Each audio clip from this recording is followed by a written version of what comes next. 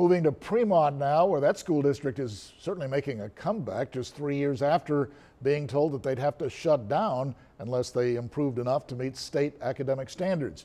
Our Michelle Pedraza is live tonight from the new Premont Cowboys Stadium as that comeback continues in grand style there. Michelle. Well, Joe, tonight the community of Premont is celebrating more than just a brand new football stadium. They're celebrating the return of varsity high school football and plus recent rating academics from the TEA. But that wasn't always the case.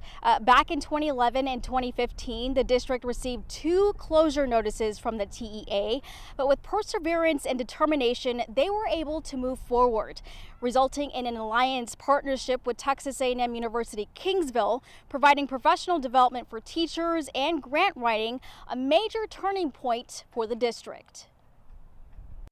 It's really a Disney story of a community and a school district that very easily could have said, okay, send our kids somewhere else. But what they knew was if they lost their school district, they would also lose their community. Because the school district and one high school, particularly South Texas towns, are the heart of the community.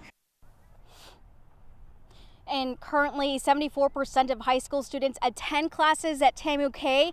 They will also have a new softball field in the spring, and they are currently undergoing some high school renovations, and they will get a brand new elementary campus next August. For tonight, this is the first time since 2011 they are having a community pep rally right here at their brand new stadium.